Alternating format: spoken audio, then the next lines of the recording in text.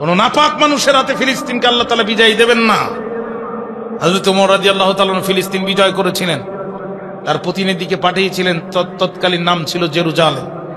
ওমরের চিঠি নিয়ে প্রতিনিধি জেরুজালেমে যাওয়ার সাথে সাথে জেরুজালেমের খ্রিস্টান শাসক ওমরের প্রতিনিধিকে গ্রেপ্তার করে কারাগারে নিক্ষেপ করার পরে তার মাথায় হুঁশ আসলো, এ ওমর তো যেন তেন ওমর না, এ ওমর যে রাস্তা দিয়ে একবার যায় শয়তানও 3 দিন ওই রাস্তা দিয়ে যায় না। অতএব এই ওমর যদি তা টের পায় যে আমি তার প্রতিনিধিকে কারাগারে ঢুকিয়েছি, তাহলে আমার খবর আছে।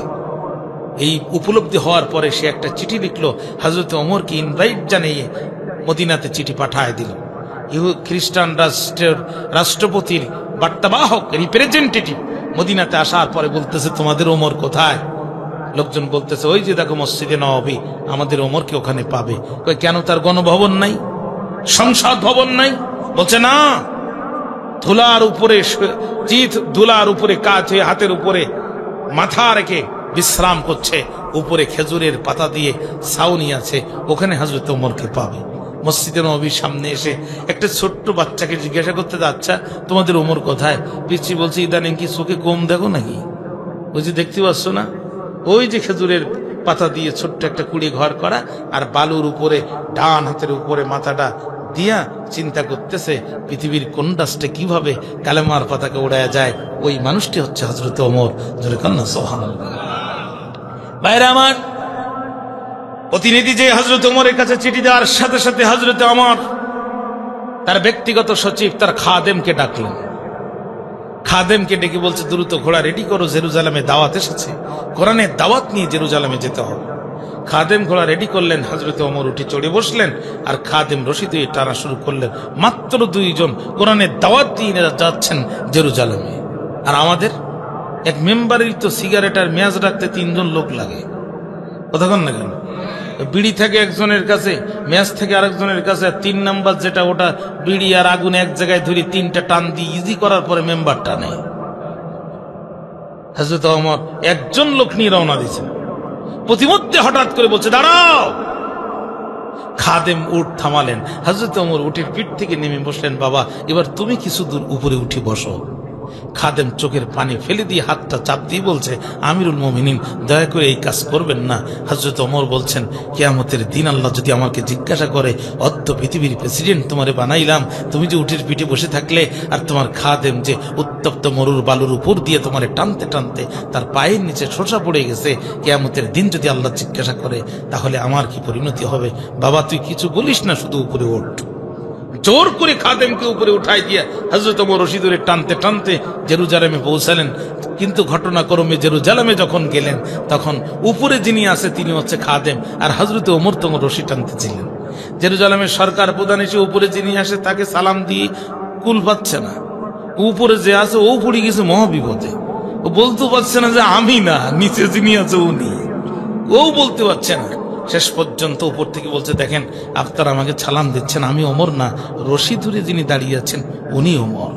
ওরা তো অবাক হয়ে গেল, ওরা তো অবাক হয়ে গেল। অদ্য পৃথিবীর প্রেসিডেন্ট রশি ধরে উট টানে, আর কর্মচারী বসে থাকে উটের উপরে। এটা কোন ইসলাম? এই যদি ইসলাম হয়, আপনাদের বিরুদ্ধে অস্ত্র চালানো আমাদের পক্ষে সম্ভব নয়। কালেমা পড়ায় দেন। প্রেসিডেন্ট মিনিস্টাররা কালেমা পড়ে গেল। জেরুজালেমে হযরত ওমরের নেতৃত্বে কোরআনের পতাকা উড়ে গেল।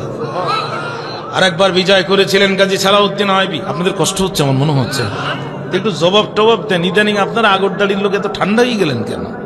একটু জবাব দেন। মনোযোগ আছে কি আমার দিকে? হ্যাঁ, গাজী সালাউদ্দিন আইবি ক্রুসেডের যুদ্ধে খ্রিস্টান কমান্ডাররা পাখির মতো মুসলমান মারছে, আর কলার ভেলার মতো রক্তের উপরে ভাসায় দিচ্ছে। মুসলমানদের এই দুরবস্থা দেখি গাজী সালাউদ্দিন আইবির নেতৃত্বে অল্প কিছু টকবকে তরুণ যুবক প্রতিরোধ করে তুললেন। অস্ত্র নাই, গোলা বারুদ নাই, তীর গুলতি আর ইটের সুর, ইটের খোয়া দিয়া আর তীর গুলতি দিয়া কামানের গোলা বারুদের সামনে প্রতিরোধ গড়ে তুললেন গাজী সালাউদ্দিন আইবি। খ্রিস্টানদের তাবুতে খবর হয়ে গেল যে মুসলমানদের কিছু যুবকেরা এভাবে প্রতিরোধ গড়ে তুলেছে।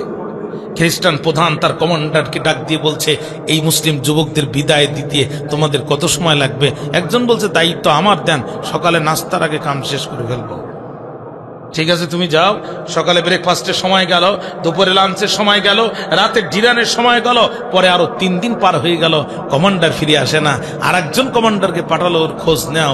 ও চিঠি লিখলো, সেনাপতি মনে করেছিলাম ব্রেকফাস্টের আগে এই মুসলিম যুবকদেরকে মাটির সাথে মিশিয়ে আপনার কাছে আসবো, কিন্তু মুসলমানদের কাছে তরবারি নাই, গোলা বারুদ নাই, কিন্তু আমাদের কামানের সামনে সামান্য তীর গুলতি আর ছোট্ট ইটের খোয়া দিয়ে তারা যে প্রতিরোধ করে তুলেছে, অর্ধেক সৈন্য আমি হারিয়ে ফেলেছি, সম্ভবত আমি আর জীবন নিয়ে আপনার কাছে ফিরে আসতে পারবো না। ইতিমধ্যে খ্রিস্টানদের সেনাপতি অসুস্থ হয়ে গেল, শত শত ডাক্তার কবিরাজ চিকিৎসা করে ব্যর্থ হয়ে গেল। খ্রিস্টানদের তাঁবুতে সাইনবোর্ড টানায় দেওয়া হলো, খ্রিস্টানদের তাঁবুতে সাইনবোর্ড টানায় দেওয়া হলো, এনিওয়ান কেউ কি আসো, আমাদের সেনাপতিকে সুস্থ করতে পারবে, মোটা অঙ্কের পুরস্কার দেওয়া হবে। মাথার মধ্যে পাকড়ি, মুখে রুমাল দিয়ে ঢেকে একজন যুবক ঢুকলেন, খ্রিস্টান সেনাপতিকে সেবা দিলেন। আল্লাহর করম এবং ফজলে খ্রিস্টানদের সেনাপতি সুস্থ হয়ে গেল। যুবকটি যখন তাঁবু থেকে বেরোচ্ছে, পিছন দিক থেকে সেনাপতি ডাক দিয়ে বলছে, দাঁড়াও দাঁড়াও, শত শত ডাক্তার কবিরাজ যেখানে ব্যর্থ, সেখানে তোমার ট্রিটমেন্টে আমি সুস্থ হলাম, আর পরিচয় না নিয়ে, পুরস্কার না নিয়ে তুমি চলে যাচ্ছ, একটু অকৃতজ্ঞ মনে করলে কেন আমাকে? দাঁড়াও, তোমার পুরস্কার আছে, নিয়ে যাও। তুমি কে শুধু পরিচয়টা দিয়ে যাও, আমি পুরস্কার তোমার বাসায় পৌঁছায় দেব। যুবকটি বলছে, আমি ট্রিটমেন্ট করেছি, আপনি সুস্থ হয়েছেন, এখানেই থামেন। কয় না, তোমার পরিচয় দিয়ে যাও। বারবার যখন পরিচয়ের চাপ দিয়েছে, যুবকটি পিছন দিকে ফিরে মুছে কাপড়টি খুলে পাগড়ি মতো লম্বা দেহের সুঠম যুবক বলছে, সেনাপতি শুধুমাত্র বাইতুল মাকদাসের রাজত্ব করার জন্য নিরপরাধ যে মুসলমানদেরকে পাখির মতো মারছেন আর কলার ভেলার মতো ভাসিয়ে দিচ্ছেন, আমি হলাম ওই মুসলমানদের সেনাপতি গাজী সালাউদ্দিন আইয়ুবী। খ্রিস্টান সেনাপতি তখন বলছে, আমি না তোমাদেরকে মারছি, তাহলে তুমি আমাকে অসুস্থ রুগ্ন তাঁবুতে পাওয়া মাত্র তুমি পিছন দিক থেকে একটা ছুরি মেরে দিলেই তো আমি পৃথিবী থেকে শেষ হয়ে যেতাম, তুমি সুযোগ হাতছাড়া করলে কেন? গাজী সালাউদ্দিন আইয়ুবী তাত্ত্বহীন কণ্ঠে বললেন, পিছন দিক থেকে হত্যা করার মতো কা পুরুষের জাতি মুসলিম জাতি নয়। পিছন দিক থেকে আপনাকে হত্যা করার মতো কা পুরুষের জাতি মুসলিম জাতি নয়। আপনাকে ট্রিটমেন্ট করেছি, আপনি সুস্থ হয়েছেন, আসেন যুদ্ধের ময়দানে লড়াই হবে। আপনার কামানার গোলা বারুদ আছে, আমার ইটের সুরকি আর তীর গুলতি আছে, জীবন দিয়ে এটা দিয়ে মোকাবেলা করে বাইতুল মাকদাসকে উদ্ধার করব।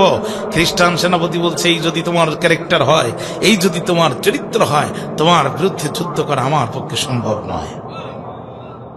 গাজী সালাউদ্দিন আইয়ুবী সেই দিন সামান্য কিছু যুবক নিয়ে তীব্র আন্দোলন গড়ে তুলে বাইতুল মাকদাসকে উদ্ধার করেছিলেন, কিন্তু কয়েক বছর যেতে না যেতেই খ্রিস্টানরা আবার বাইতুল মাকদাস দখল করে গাজী সালাউদ্দিন আইয়ুবীর কবরে লাথি মেরেছিল আর বলেছিল, সালাউদ্দিন কবর থেকে উঠে দেখ, তোর বাইতুল মাকদাস আমরা আবারও দখল করে ফেলেছি। আফসোস, পরিতাপের বিষয় প্রিয় ভাইরা, গোটা পৃথিবীর যেদিকে তাকাবেন সকালে সূর্য উঠতে দেরি হয়, মুসলমানের রক্ত জমিনে ঝরতে দেরি হয় না। আজ ফিলিস্তিনের এই দৃশ্য শুধু মোবাইলে দেখেন, একটাবার আপনার কোলে বসে থাকা সন্তানটাকে ওখানে কল্পনা করেন, একটাবার আপনার পাশে শুয়ে থাকা আপনার ছেলেটাকে ওখানে কল্পনা করেন, একটাবার আপনার ঘরের বারান্দায় শুয়ে থাকা আপনার বাবাকে ওখানে কল্পনা করেন। আজ গাদ্দার, কত বড় গাদ্দার হয়ে গেছে আমরা মুসলিম জাতি। এই নবীজির উম্মত এত বড় গাদ্দার পৃথিবীর ইতিহাসে আর কখনো ছিল না, এত বড় দয়ামায়াহীন আর পৃথিবীতে কোথাও ছিল না। 200 কোটি মুসলমান, 57টি মুসলিম রাষ্ট্রের রাষ্ট্রপ্রধান আজ যদি ঐক্যবদ্ধ হয়ে একটা বিবৃতি পর্যন্ত দিতে পারল না, এর চেয়ে পরিতাপ, এর চেয়ে দুঃখের বিষয় আর কিছু হতে পারে না। আমরা অর্ধ পৃথিবী শাসন করেছি, হযরত ওমর অর্ধ পৃথিবী শাসন করেছে, আমাদের নবী সুলাইমান আলাইহিস সালাম গোটা পৃথিবী শাসন করেছে, 4 জন মহান প্রেসিডেন্ট গোটা পৃথিবীকে রুলিং করেছে, তারা শাসন করেছে পৃথিবী। 2 জন ছিলেন অমুসলিম, 2 জন ছিলেন আল্লাহ বিশ্বাসী, তার মধ্যে একজন হচ্ছে আল্লাহর পয়গম্বর হযরত সুলাইমান আলাইহিস সালাম। 2.5 বর্গ মাইল ব্যাপী বিশাল সিংহাসন ছিল তার। এই সিংহাসনে তিনি পরিভ্রমণ করতেন গোটা পৃথিবী। একটি ইঞ্জিন ছিল না, 1 litre diesel, petrol, octane, kerosene, LPG, CNG কিছুই ছিল না। বাতাসকে আল্লাহ তাআলা তার অনুগত করে দিয়েছিলেন, বাতাসে করে তিনি গোটা পৃথিবী পরিভ্রমণ করতেন। সুবহানাল্লাহ বলতে মন চায় না? আপনাদের কষ্ট হচ্ছে আমার মনে হচ্ছে। শাসা একটা শব্দ হচ্ছে, এটা কিসের শব্দ? মাইকের শব্দ? এখানে একটা শব্দ হচ্ছে। বাইরে আমার মনোযোগ আছে আমার দিকে ভাইরা আমার? 1 লিটার কেরোসিন পেট্রোল লাগতো না, বাতাসকে আল্লাহ তার অনুগত করে দিয়েছিলেন। আমাদের আজকে মঞ্চের উপরে একটি কাপড়ের হলো একটা সামিয়ানা আছে, ছাদ আছে।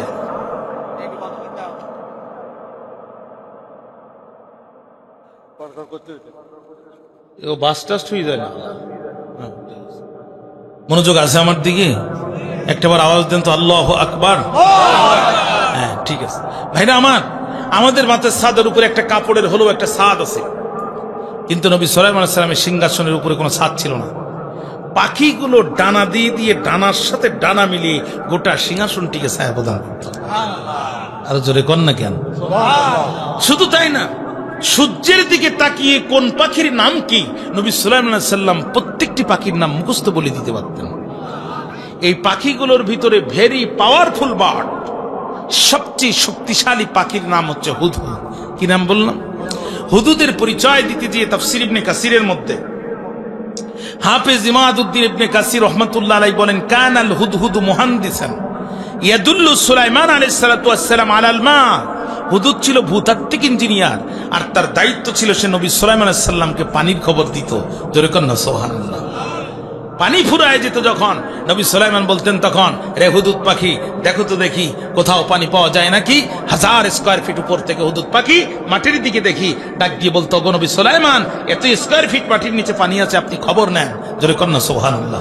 এই যে ক্যামেরাগুলো আমার দিকে তাক করে আছে, এই ক্যামেরাগুলোর ভিতরে দুইটা জিনিস খুব গুরুত্বপূর্ণ। একটি হচ্ছে জুমিং পাওয়ার, আরেকটি হচ্ছে মেগা পিক্সেল। জুমিং পাওয়ার কি জিনিস? স্টেজের পিছনে যে ভাইরা বসে আছেন, আমার দৃষ্টি শক্তির সীমাবদ্ধতার কারণে অথবা আলোক স্বল্পতার কারণে আমি তাদের চেহারাগুলো পরিষ্কার পরিচ্ছন্ন ভাবে দেখতে পাচ্ছি না, কিন্তু আমার কাছে যদি জুমিং পাওয়ার সমৃদ্ধ ক্যামেরা থাকে তাহলে দূরের জিনিসকে জুম করে কাছে টেনে বড় করে আমি দেখতে পাবো। বিশ্বাস করেন, হুদুদ পাখির চোখের ভিতরে আল্লাহ তাআলা জুমিং পাওয়ার ক্যাপাসিটি এতটাই বেশি করে দিয়েছিলেন, 1000 স্কয়ার ফিট উপর থেকে সে যখন মাটির দিকে তাকাতো, তার দৃষ্টি শক্তি মাটি ভেদ করে যতক্ষণ না পানি পেত তত দূর পর্যন্ত চলে যেত। যার চোখের মধ্যে এই শক্তি আছে তার শরীরে শক্তি আছে না নাই? নবী সুলাইমান আলাইহিস সালাম ঘুমায়, হুদুদ চিন্তা করলো আমি একটু বেড়াই। মুহূর্তের ভিতরে উঠে রওনা দিছে, বর্ডার ক্রস করে তদানীন্তন ইয়ামেনের রাজধানী সাবাতে চলে গেছে। হুদুদ যখন সাবায়, নবী সুলাইমান আলাইহিস সালামের ঘুম ভাঙে। আল্লাহ রাব্বুল আলামিন বলছেন, ওয়া তাফাক্কাদাত তায়রা ফাকাল মা লিয়া লা আরাল হুদহুদা আম কানা মিনাল গায়িবিন। নবী সুলাইমান সর্বপ্রথম বিহঙ্গ কুলের খোঁজ নিলেন, পাখি কুলের খোঁজ নিলেন। ফাওয়াতফার ক্বালা, তিনি বলেছিলেন, মা লিয়া লা আরাল হুদহুদা আম কানা মিনাল গায়িবিন। কি হলো আমার, আমি হুদুদকে দেখছি না নাকি সে অনুপস্থিত। হিসাব করে দেখলেন হুদুদ বিনা অনুমতিতে, উইদাউট পারমিশনে, কোন রকম ছুটি ছাড়া স্থান ত্যাগ করেছে। যেহেতু তিনি নবী, তিনি সারে শরীয়ত প্রণেতা, আইন ল মেকার, আইন তৈরি করার এই অধিকার তারে কে দিয়েছে? জোরে বলেন, কে দিয়েছে? কাল বিলম্ব করলেন না, নবী সুলাইমান হুদুদের বিরুদ্ধে 3টি রায় দিয়ে দিলেন। জোরে বলেন কয়টি? রব্বুল আলামিন বলেন, লাউযিবান্নাহু আযাবান শাদীদান আও লাআযবাহান্নাহু আও লায়াতিয়ান্নি বিসুলতানিম মুবিন। 1 নাম্বার, লাউযিবান্নাহু আযাবান শাদীদান, আমি তারে কঠিন শাস্তি দিব। 2, অবশ্যই আমি তারে কঠিন শাস্তি দিব। 2 নাম্বার, আউলা আযবাহান্নাহু, আমার হাতে খুব বেশি সময় নাই, আসলে ধরবো, ছুরি দিয়ে টান মারবো, জবাই করব, কল্লা একদিকে দিব, মাথা একদিকে দিব। 3 নাম্বার, আউলা ইয়াতিয়ান্নি বিসুলতানিম মুবিন, তবে যদি সে উপযুক্ত কারণ দর্শাতে পারে কেন গেলাম, তাহলে আমি তাকে কঠিন শাস্তিও দিব না, তাকে আমি জবাই করব না, বেকসুর খালাস করে দিব। জোরে কন্যা সুবহানাল্লাহ। এখন আমি একটু রায়ের ভিতরে ঢুকি। তারপরে হুদুদের অপরাধ। 1 নম্বর হুদুদের অপরাধ কি? হুদুদ বিনা অনুমতি দিয়ে গেছে। বোঝা গেল টুপি দাড়ি পাগড়ি পরে আমরা যেদিন আল্লাহ বলেছে আসলিম, আত্মসমর্পণ করো, আর আমরা যেদিন বললাম আসলাম তুলি রব্বিল আলামিন, আমরা রব্বুল আলামিনের কাছে আত্মসমর্পণ হয়ে গেলাম, সেই দিন থেকে আমাদের নাম হয়ে গেল মুসলিম, অর্থাৎ আত্মসমর্পণকারী। আর যেই দিন থেকে আমরা মুসলিম হলাম, আমার ব্যক্তিগত জীবন, আমার পারিবারিক জীবন, আমার সাংসারিক জীবন, আমার অর্থনৈতিক জীবন, আমার যুদ্ধনীতি, আমার বন্দি নীতি, আমার নারী নীতি, আমার দেশীয় নীতি, আমার আন্তর্জাতিক নীতি, আমার ইউনিয়ন পরিষদ, আমার জজ কোর্ট, আমার সুপ্রিম কোর্ট, আমার পার্লামেন্ট, সবকিছু চালাতে হবে আল্লাহর কোরআন দিয়ে। কথা বলেন না কেন প্রিয় ভাইরা? পরিষ্কার কথা শুনে নেন, পরিষ্কার কথা শুনে নেন। ইচ্ছা মতো চলে ইমানদার দাবি করার কোনো সুযোগ নাই। আমরা আপনাদের শত্রু নই। দীর্ঘদিন লেখাপড়া করে আমরা আপনাদের শত্রু নই। কোরআন হাদিস বুঝে যতটুকু বুঝ পেয়েছি ঈমান এবং আকীদার ততটুকু বিষয় আপনাদের সামনে 100% নিষ্ঠার সাথে তুলে ধরার চেষ্টা করি। এই জন্য স্পষ্ট ভাষায় শুনে নেন, আল্লাহকে বাদ দিয়ে যারা গাছকে সিজদা করে এরা যেমন মুশরিক, আল্লাহকে বাদ দিয়ে যারা মাছকে সিজদা করে এরা যেমন মুশরিক, আল্লাহকে বাদ দিয়ে যারা গরুর পায়ে সিজদা করে এরা যেমন মুশরিক, আল্লাহর আইন বাদ দিয়ে যারা মানুষের তৈরি করা আইনের পিছনে মিছিল মিটিংয়ের আন্দোলন সংগ্রাম করে এরা ঠিক তেমনই মুশরিক। এই দুই মুশরিকের মধ্যে কোনো পার্থক্য নাই, দুই মুশরিকের মধ্যে কোনো পার্থক্য নাই। সুতরাং আপনি মুসলমান দাবি করবেন, মুসলমান দাবি করবেন আর ইসলামের পথে চলবেন না, এইটা হতে পারে না। পরিষ্কার কথা শুনে রাখেন, ইন্নাদ দীনা ইনদাল্লাহিল ইসলাম। Islam is the complete code of life. Islam is not only the way of salvation but also a code of law and guide to all social, political, economics and what we call international situation. শুধু রাজনীতি, পারিবারিক নীতির অর্থনীতি নয়, এই মুহূর্তে আন্তর্জাতিক যে কোনো সমস্যার সমাধান ইসলাম দিতে সক্ষম। ভাইরা আমার, হুদুদের বিরুদ্ধে রায় হয়ে গেল 3টা। এখন আমি হিসাব করে দেখলাম হুদুদ পাখির সর্বসাকুল্যে যদি পাখনা সহ ওজন করেন 250 গ্রামের বেশি ওজন হওয়া সম্ভব না। একটা পাখির ওজন মাত্র 250 গ্রাম। আর নবী সুলাইমান আলাইহিস সালাম যে রায় দিয়েছে আমাদের বাইরের চোখে মনে হবে যে মশামাত্তি কামান ফিট করেছে, আসলে তা না। আযাবান শাদীদান, এই 250 গ্রাম পাখির উপরে আপনি আর কি শাস্তি দিতে পারেন? তাফসীর ইবনে কাসির হাফিজ ইমাদউদ্দিন ইবনে কাসির রাহমাতুল্লাহ আলাইহি ব্যাখ্যা করতেছেন, নাতফু রিশাহু সুম্মা তারাকাহু মুলকা ফাআকালাহু যারু ওয়ান নামলু। নবী সুলাইমান বুঝাতে চাইলেন যে পাখা দিয়ে বিনা অনুমতিতে উড়ে গেছে, ওই ডানার প্রত্যেকটা পাখনা আমি টেনে টেনে ছিড়ব। সুম্মা অতঃপর তারাকাহু, তারে ফেলে রাখবো, মুলকা চিত করে শোয়ায় রাখবো রোদে। আর পাখির যখন ডানা থাকবে না সে তখন উঠতে পারবে না, রোদে চিত করে শোয়ানো থাকবে। ফাআকালাহু যারু ওয়ান নামলু, পিঁপড়ায় আসবে, পোকায় খাবে, অন্য পাখিরা দেখবে পয়গম্বরের বিনা অনুমতিতে একটি কদম সামনে দিলে পরে কি ভয়াবহ শাস্তি হতে পারে, ঠিক না? ভাইরা আমার, কথায় কথা বলে অত কথা বলা যাবে না। 2 নাম্বার, আউলা আযবাহান্নাহু, অথবা আমি তার ডাইরেক্ট জবি করে দিব। 3 নাম্বার, আউলা ইয়াতিয়ান্নি বিসুলতানিম মুবিন, তবে যদি সে উপযুক্ত কথা, উপযুক্ত প্রমাণ দিতে পারে, উপযুক্ত কারণ দর্শাতে পারে, তাহলে আমি তাকে জবাইও করব না, কঠিন শাস্তিও দিব না, বেকসুর খালাস করে দিব। যেরকম আল্লাহু আকবার। ভাইরা আমার, আল্লাহ রাব্বুল আলামিন বলেন, ফামা কাযা গায়রা বাঈদিন فقال أحطت بما لم تحط به وجئتك من سبأ بنبأ يقين। কিছুক্ষণ পর হুদুদ পাখি ফিরে আসলো। যখন অন্য পাখিরা বলল, তখন ওরে হুদুদ পাখি বলো তো দেখি, পয়গম্বরের বিনা অনুমতিতে কোথায় গিয়েছিলে করতে করতে? তোমার বিরুদ্ধে পয়গম্বর ঘোষণা করেছে বড় কঠিন শাস্তি, গিয়েছিলে কোথায়? তোমাকে দিবে আস্ত জবাই। ও হুদুদ পাখি, এই শাস্তির হাত থেকে রক্ষা পেতে যাও তবে নবী সুলাইমানের দরবারে তোমাকে যেতে হবে, উপযুক্ত কারণ দর্শাতে হবে, তারপরে বিনয়ের সাথে ক্ষমা চাইবে, তারপরে তুমি ক্ষমা পাবে। হুদুদ পাখি মনে মনে কয়, আমি তো এইটাই চাই। আল্লাহু আকবার বললেন না? আল্লাহু আকবার বললেন না? ভাইরা আমার, তাফসীরের কিতাবে এসেছে হুদুদ পাখি একটি পা আর একটি পায়ের উপরে রাখি খোঁড়াতে খোঁড়াতে আল্লাহর নবী সুলাইমান আলাইহিস সালামের দরবারে যে বলে, ওগো আল্লাহর নবী, বিনা অনুমতিতে যে করেছি বড় বেয়াদবি, এখন অনুমতি যদি পাই আপনার কাছে কারণ দর্শাতে চাই। নবী সুলাইমান ডাক দিয়ে বলে, হুদুদ পাখি বলো তো দেখি কি বলতে চাও?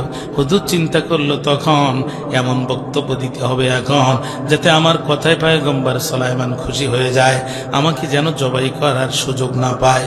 ভাইরা আমার, হুদুদ ডাক দিয়ে বলে, ওগো আল্লাহর নবী, আপনি গোটা পৃথিবীর প্রেসিডেন্ট, আপনি গোটা পৃথিবী পরিভ্রমণ করেন, 1 লিটার পেট্রোল লাগে না, 1 লিটার অকটেন লাগে না, ডিজেল কেরোসিন লাগে না, ইঞ্জিনও লাগে না, ওগো আল্লাহর নবী, জিন আপনার সেনাবাহিনী। ওগো আল্লাহর নবী, পিঁপড়ায় পিঁপড়ায় কথা বলে, আর ওই কথা বুঝার মতো ক্ষমতা আল্লাহ আপনাকে দান করেছেন। এই জন্য সর্বে সর্বা নিজেকে মনে করবেন না। ওগো আল্লাহর নবী, সর্বে সর্বা মনে করবেন না। আপনার কাছে মনে করবেন না যে মাল সব আপনার কাছে আছে, মাল কিন্তু আমার কাছেও আছে। আহাত্তু বিমালাম তহিত বিহি, আমার কাছে এমন একটি খবর আছে, আমার কাছে এমন একটি নিউজ আছে, আমার কাছে এমন একটি তথ্য আছে, এমন একটি বিষয় আমি অবগত, এই বিষয়ে আপনার বিন্দুমাত্র ধারণা নাই। চিৎকার দিয়ে জোরে বলেন আল্লাহু আকবার। ভাইরা আমার, হুদহুদ পাখি ডাক দিয়ে বলে, আল্লাহর নবী, আপনি ঘুমাচ্ছিলেন যখন, আমি ইয়ামেনের রাজধানী থেকে আপনার জন্য একটা টাটকা নাবা নিয়ে এসেছি। আমি ইয়ামেনের রাজধানী সাবা থেকে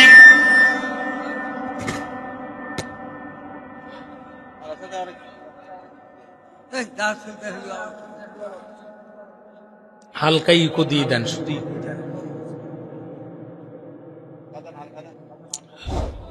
ঠিক আছে, আপনাদের কষ্ট হচ্ছে আমার মনে হচ্ছে।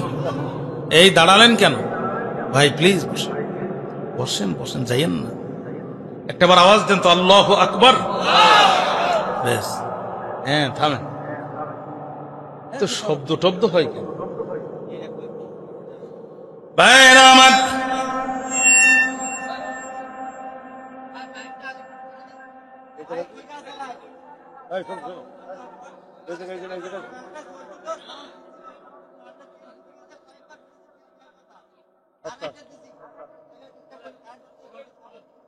আচ্ছা, তো মাইক অফ হয়ে গেল।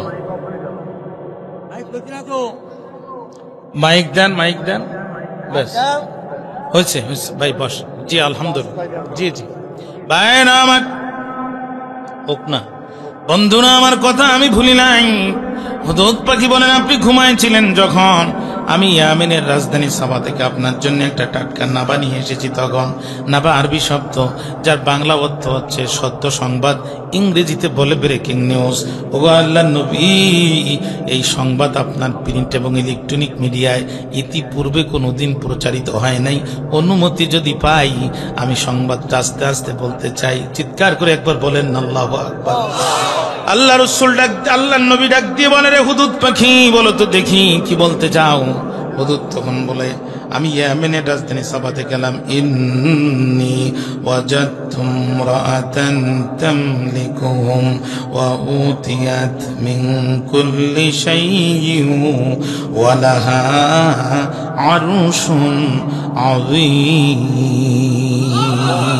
ওগো আল্লাহর নবী, আমি ইন্নী ওয়াজাদতু ইমরাআতান, আমি এমন একটি নারীর সন্ধান পেয়েছি, যেন তানি নারী সেনা, তামলিকুহুম, তিনি তাদের নেতৃত্ব দিচ্ছেন, প্রভুত্ব করছেন, রাষ্ট্র চালাচ্ছেন।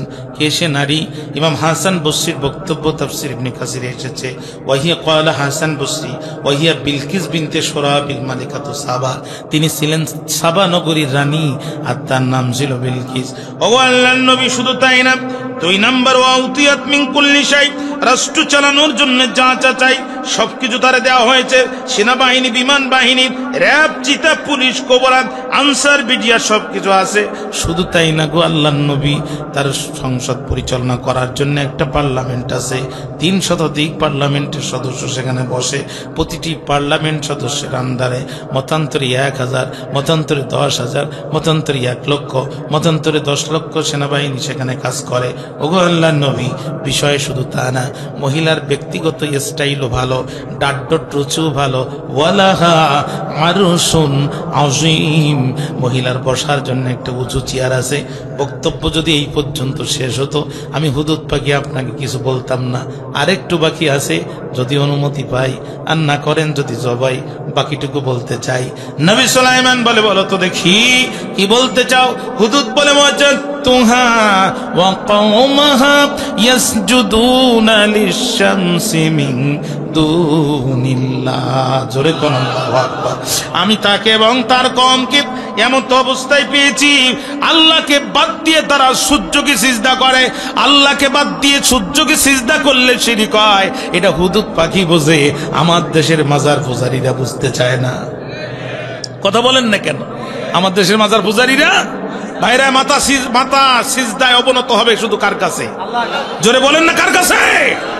পীরের দরবারে যান, মায়ের গায়ে কাপড় নাই, বাবার গায়ে পোশাক নাই, পীরের কবরের উপরে মোটা মোটা কম্বল, মনে হয় যেন শীত লাগতেছে গরমকালে, ঠিক না? আহারে, পীরের কবরের উপরে যদি কম্বল দেওয়া জায়েজ থাকতো, রাসূলুল্লাহর এমন ভক্তই পৃথিবীতে আছে নিজের হাতে নিজের কলিজা কেটে রাসূলের রওজার উপর দিয়ে। শিরিক আর শিরিক, শিরিক আর শিরিক। কয়টা শিরিকের কথা বলবো? স্বামী স্ত্রী দুইজন ঘুমায় আছে, হঠাৎ করে স্বামী চিৎকার করছে, আহ! বউ কয় চিল্লাও কেন? কয় হারাম শরীফ কাবা শরীফের ইয়ার ভিতরে কুকুর ঢোকার চেষ্টা করতেছে, আমি রুহানি ফয়েজ দিয়ে এখান থেকে তাড়াচ্ছি। বউ করছে, বাপরে, কোথায় কাবার কোথায় বাবা, এত বড় পিশাব কবে হলে? সেদিন যে ওদের বাড়ির কলা চুরি করলি। বক্তা বলেন, সভাপতি বলেন, অতিথি বলেন, যে যাই বলেন না কেন, বউয়ের কাছে আমরা কম বেশি সবাই ধরা। এই জন্য প্রফেসর মুর বলেছিলেন, no man in this world, পৃথিবীতে এমন কোন মানুষ নাই যে তার বউয়ের কাছে ধরা উইদাউট প্রফেট মোহাম্মদ সাল্লাল্লাহু আলাইহি সাল্লাম। জোরে কন্যা সুবহানাল্লাহ। শুধুমাত্র মোহাম্মদ সাল্লাল্লাহু আলাইহি সাল্লাম বাদে। কারণ আপনার আমার নবী এমন একজন নবী যার জীবনের বাসর ঘরের গল্প পর্যন্ত হাদিস শরীফে এসেছে। জোরে কন্যা সুবহানাল্লাহ। জীবনের সবকিছু শত শত লক্ষ লক্ষ হাজার হাজার হাদিসে তার জীবনের প্রতিটি কাজ, প্রতিটি কর্ম, প্রতিটি কথা, প্রতিটি মৌনসম্মতি রেকর্ড হয়ে আছে। প্রিয় ভাইরা আমার, প্রিয় ভাইরা আমার, এই জন্য প্রফেসর মুর বলছেন, মোহাম্মদ সাল্লাল্লাহু আলাইহি সাল্লাম শুধু সমাজের নেতা ছিলেন না, তিনি ছিলেন সমাজের নেতা, যুদ্ধের ময়দানের নেতা, রাষ্ট্রের নেতা, ঘরেরও নেতা, বউয়েরও নেতা। জোরে কন্যা সুবহানাল্লাহ। আম্মা আয়েশা বলছেন, জীবনে বহুবার চেষ্টা করেছি রাসূলুল্লাহকে একটু আগে সালাম দিব, যতবার চেষ্টা করেছি ততবার ফেল করেছি। আমরা যদি চাচাকে বলি, চাচা চাচা আমাকে সালাম দেন, ভাই বাবু বলো কি আমি একটা বীর মুক্তিযোদ্ধা মানুষ, আমার একটা ইজ্জত আছে না, আমি আগে সালাম দিব। আর আম্মা আয়েশা বলছে, আমি নবীজিকে যতবার আগে সালাম দেওয়ার চেষ্টা করেছি ততবারই ব্যর্থ হয়েছি। রাসূলুল্লাহ প্রত্যেকবারই আমাকে আগে সালাম দিয়েছেন। জোরে কন্যা সুবহানাল্লাহ। এখন বউ বলতেছে, এত বড় পিশাব যে তুমি কবে হইলে একটু পরীক্ষা করার দরকার। ভাতের তলে ডিম থাকে, সকালবেলা ডিম কি বলে ভেজে ভাতের তলে দিছে, উপরে ভাত দিয়া সাজায় পিশাবের সামনে দিছে, আধা ঘন্টা হয়ে গেছে তরকারির খবর নেই। রেগে রাগে ফায়ার পিশায়। আপনারা আবার ভুল বুঝবেন না, আমি কিন্তু হক্কানি দরবারের বিরোধিতা করি না। আপনাদের পাশে মনে হয় কানপুর পিশাব হুজুর আমাকে খুব আদর করতেন। আমি যখন খুব ছোট, আমার গোপদাড়ি ওঠেনি, একাধিক মাহফিলে হুজুরের সাথে আমি ওয়াজ করেছি। আল্লাহ হুজুরের কবরকে জান্নাতের বাগান বানায় দেখি। মিসকাত শরীফের সচরাচর সাধারণ হাদিসগুলো তিনি বলতেন, প্রত্যেকটা হাদিসের প্রত্যেকটি শব্দের উচ্চারণ কলিজায় যে আঘাত লাগত, ঠিক না? এত তাসির তার জবানের ভিতরে আল্লাহ দিয়েছিলেন।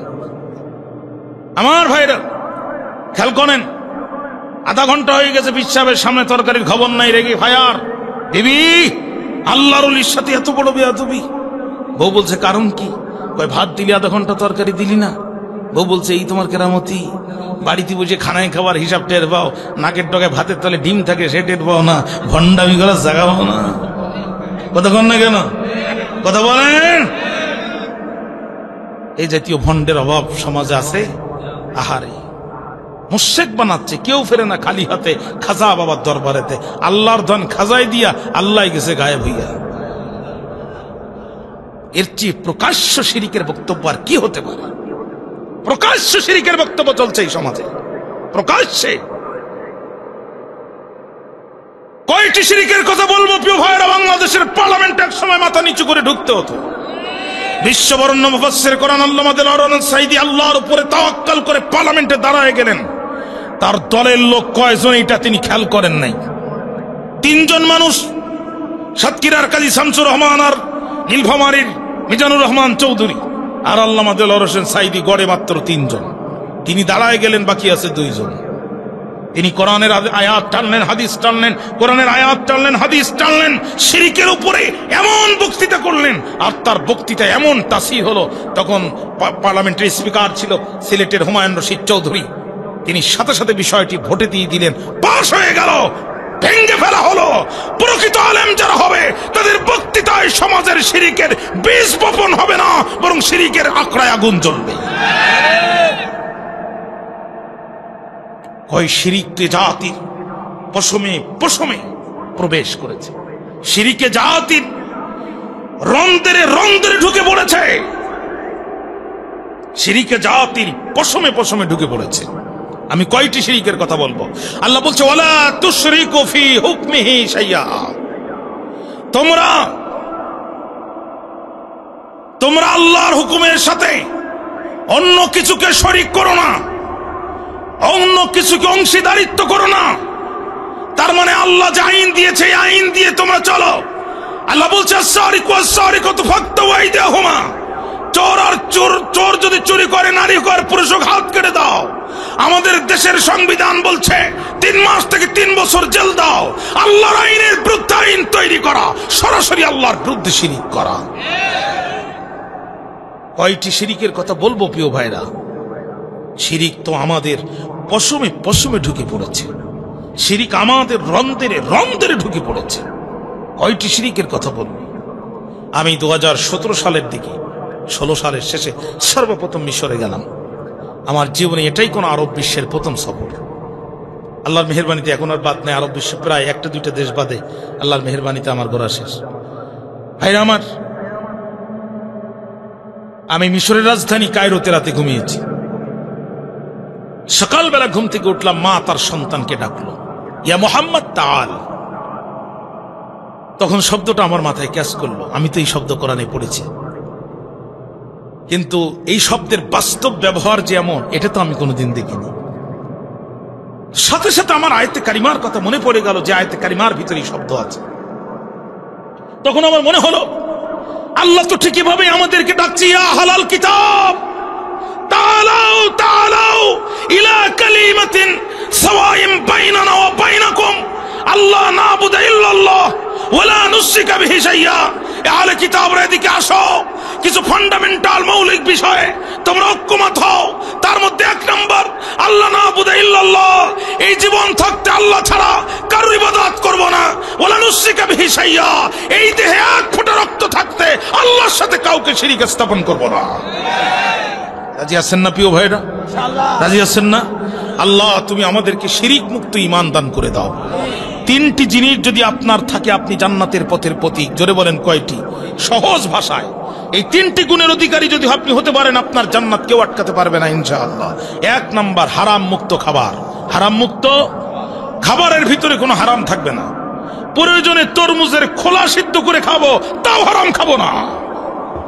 এই যদি আপনার চরিত্র হয়, আপনার জন্য জান্নাত ওয়াজিব। 2 নাম্বার, শিরিক মুক্ত ঈমান। শিরিক মুক্ত কি? ঈমান। 3 নাম্বার, বেদাত মুক্ত ইবাদত। যে ইবাদত রাসূল করেন নাই, ওই ইবাদত আমরা করব না। বেদাত মুক্ত ইবাদত, শিরিক মুক্ত ঈমান আর হারাম মুক্ত খাবার, এই 3টা জিনিস যদি আপনি থাকে, আপনার উপরে জান্নাত ওয়াজিব। আল্লাহ পাক এই 3টা জিনিস দয়া করে আমাদেরকে বকশিশ দাও। আপনাদের ঘুম আসতেছে, আমি শেষ করে দিচ্ছি, কষ্ট হচ্ছে আপনাদের। বাইরে আমার খেয়াল করেন, এবার হুদুদ পাখি ডাক দিয়ে বলছে, ওগো আল্লাহর নবী, ওগো আল্লাহর নবী, আপনি ঘুমাচ্ছেন, আপনি পয়গম্বর, আপনি প্রেসিডেন্ট, আর আপনার এই ঘুমের সুযোগে আমি একটু উড়ে যে আপনার রাষ্ট্রের মধ্যে শিরিক হচ্ছে, এই খবর নিয়ে এসার বদৌলতে যদি আমাকে আপনি জবাই করতে দেন, আমার আর কোনো সমস্যা নাই, কল্লা দিলাম, টান মেরে দেন, কিয়ামতের দিন আপনি সুলাইমান উঠবেন, আমি হুদুদ পাখি উঠবো। আল্লাহু আকবার বললেন না? নবী সুলাইমান তখন মুস্কে হেসে দিছে, দিয়ে বলছে, ক্বালা সানানজুরু আসাদাক্তা আম কুনতা মিনাল কাযিবিন, আমি খুব দ্রুত দেখব যে তুমি সত্য বলেছো নাকি মিথ্যা বলেছো। বাইরে আমার আল্লাহর পয়গম্বর দেরি করলেন না, খাতা কলম হাতে নিলেন, পরিশালিত পরিমার্জিত সংক্ষিপ্ত ভাষার একটা চিঠি নবী সুলাইমান লিখলেন। লিখে হুদুদকে বললেন, রে হুদুদ পাখি, এই চিঠিটি নাও তো দেখি, বিলকিসের দরবারে যাও, চিঠিটি তার পৌঁছায় দাও, দূরে কোথাও অবস্থান নাও, পরিস্থিতি পরিবেশ দেখে কি হয় তুমি আমাদের জানাও। ইযহাব বিকিতাবি হাযা ফাআলকি ইলাইহিম সুম্মা তাওয়াল্লা আনহুম ফানজুর মাযা ইয়ারজিউন। হুদুদ পাখি নিয়ে চিঠি রওনা শুরু করে দিলেন। যখন দুপুরে খাওয়ার পরে বিশ্রাম নেওয়ার সময়, তখন রানী বিলকিস দুপুরে খাওয়ার পরে বিশ্রাম নেওয়ার জন্য স্বর্ণের পালঙ্কে তিনি শুয়ে পড়েছেন। আর তার দাসীরা স্বর্ণের পাখা দিয়ে তার বাতাস করতেছে। এমন সময় হুদুদ পাখি জানালা দিয়ে ঢুকি। হুদুদ বুঝতে পারলো ঝোপ বুঝে খোপ মারা লাগবে। জানালা দিয়ে ঢুকি, রানী বিলকিসের বুকের উপরে চিঠিটা দিল রাখি। যদিও পয়গম্বরের লেখা মাত্র 3 লাইনের চিঠি, আমি জানতে চাই ওই চিঠির ওজন আছে না নাই? জোরে বলেন। আপনি মুসলমান, আপনি লুঙ্গি পরা, আপনার গায়ের জামা ছিঁড়া, কিন্তু আপনার বাড়ি আগর দাড়ি, এই শুনলে সৈরাচারের কলিজা শুকিয়ে যেত। কতক্ষণ না কেন? হ্যাঁ, ও 2 গ্লাস পানি বেশি করে খেত আগর দাড়ির নাম শুনলে।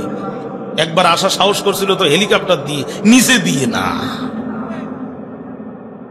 আপনি ছেঁড়া লুঙ্গি পরে ইমানদার মানুষ আল্লাহর উপরে তাওয়াক্কাল করে রাজপথে দাঁড়াতে দেরি হয়, সৈন্যবাহিনী ফেলে রেখে পিছন দিয়ে পালাতে দেরি করে না। আপনি মনে করতেছেন আপনার ওজন নাই? আপনার ওজন যে কত আপনার নিজেরই জানা নাই। আমেরিকার বর্তমান প্রেসিডেন্ট সেকেন্ড টাইম হলো ডোনাল্ড ট্রাম্প। ফার্স্ট টার্মে সে আরেকবার নির্বাচিত হয়েছিল, জানেন তো আপনারা। সে তখন ওয়াশিংটন ডিসিতে বক্তৃতা করতেছে, রানিং প্রেসিডেন্ট, সামনে মানুষ, পিছনে মানুষ, ডানে মানুষ, বামে মানুষ। হঠাৎ করে কোন কারণে তাও জানা যায়নি, একজন মুসলমান লিল্লাহে তাকবীর বলে একটা আওয়াজ দিছে। ডোনাল্ড ট্রাম্প টেবিলের তলে মাথা গুঁজে দিছে। এখনো ভিডিও ইউটিউবে আছে, আপনারা সার্চ করবেন, পেয়ে যাবেন, এখনই পেয়ে যাবেন। ডোনাল্ড ট্রাম্পের একটি সিদ্ধান্তে মুহূর্তের ভিতরে পৃথিবীতে বিশ্বযুদ্ধ বেঁধে যেতে পারে। মুহূর্তের ভিতরে, সেকেন্ডের ভিতরে সে শুধু পারমিশন দেবে, আমেরিকান বাহিনী পারমাণবিক বোমা ফাটানো শুরু করবে। পৃথিবীর মোড়ল রাষ্ট্রের প্রেসিডেন্ট হতে পারে, মুসলমানদের একটা তাকবীর হজম করার মতো হার্ট তার দেহের ভিতরে নাই। আপনার ওজন নাই, আপনার ওজন যে কতটুকু আছে এটা আপনার জানা নাই। রানী বিলকিসের ঘুম ভেঙে গেল, চিন্তিত মন, বিষণ্ণ বদন। বিলকিস খেতে পারে না, ঘুমাতে পারে না, বিরহের বেদনা। দাসীরা মনে করলো বিলকিস অসুস্থ, হসপিটালে নেওয়া লাগবে। বিলকিস ডাক দিয়ে বলে, দাসীরা ব্যতিব্যস্ত হয়েও না, আমি অসুস্থ হই নাই, তবে আমার মন খারাপ। আমার মাথার উপরে যে বিপদ চেপেছে, আমার 14 গোষ্ঠীর উপরে এমন বিপদ কোনোদিন আসি নাই। দ্রুত আমার পার্সোনাল সেক্রেটারিকে ডাক দাও, পার্লামেন্টের সচিবকে ডাক দাও। পার্লামেন্টের সচিব এসে গেল। বিলকিস বলল, কোনো কথা শুনতে চাই না, এমপি, মন্ত্রী, কেরানি সবাইকে টেলিফোন করো, পার্লামেন্টের ভিতরে প্রবেশ করতে বলো। আমি বিলকিস বড় বিপদে পড়েছি, আমি তাদের সাথে একটু সলা পরামর্শ করতে চাই। ঘোষণা হয়ে গেল, সমস্ত এমপি মন্ত্রী ঢুকে গেল পার্লামেন্টের মধ্যে। ঢুকলো যখন, প্রত্যেকের আসন নিয়ে বসলো তখন, আর সুলাইমান আলাইহিস সালামের চিঠিটা বুকের মধ্যে নিয়ে সরাসরি পার্লামেন্টের মধ্যে প্রবেশ করলেন যিনি, রানী বিলকিস তিনি। আর প্রবেশ করলো যখন, সমস্ত সদস্যরা দাঁড়ায় গেল, তখন বিলকিস বসে পড়লো, সদস্যরা বসে পড়লো। বিলকিস হাত উঁচু করলো, স্পিকার তাকে সবার আগে বক্তব্য দেওয়ার পারমিশন দিল। সুলাইমান আলাইহিস সালামের চিঠি হাতে নিয়ে সাবার পার্লামেন্টে দাঁড়িয়ে বিলকিস যে ঐতিহাসিক বক্তব্য সেদিন দিয়েছিল, বিলকিসের বক্তব্যকে আমার আল্লাহ আপনার আমার জন্য কোরআনের আয়াত বানায় দিয়েছে। قالت يا أيها الملأ إني ألقي إلي كتاب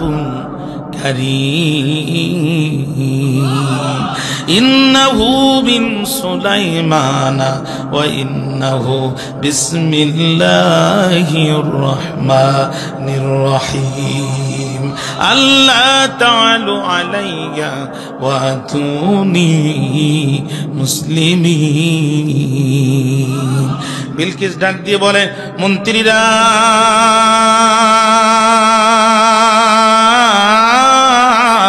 বড় বিপদে পড়েছি আমি, রাষ্ট্রটা আমার কাছে বড় দামি। দুপুরে খাওয়ার পরে ঘুমাচ্ছিলাম যখন আমার খোয়ার ঘরের মধ্যে একটা পাখি ঢুকলো, তখন ইন্নী উলকিয়া ইলাইয়া কিতাবুন কারীম, আমার কাছে একটি সম্মানিত চিঠি প্রেরিত হয়েছে। উলকিয়া শব্দটা আরবি গ্রামারে বলে মাজুল, ইংরেজিতে বলে পেসি। প্রেরিত হয়েছে, আমার কাছে একটি চিঠি প্রেরিত হয়েছে। ভাইরা আমার দেখেন, ভদ্র মানুষ যিনি হয় তার কথার ভিতরে ভদ্রতার ঘ্রাণ পাওয়া যায়। বিলকিস বলতে পারতেন ইন্নী উলকিয়া ইলাইয়া কিতাব, আরবিতে বলে জুমলায় কামেলা, বাংলায় বলে বাক্য পরিপূর্ণ, ইংরেজিতে বলে সেন্টেন্স কমপ্লিট। এই পর্যন্ত বললে কিন্তু কথা শেষ, কিন্তু তিনি সেটা বললেন না। তিনি কিতাবকে মৌসুফ বানায়, কারিমকে সিফাত বানায় বললেন।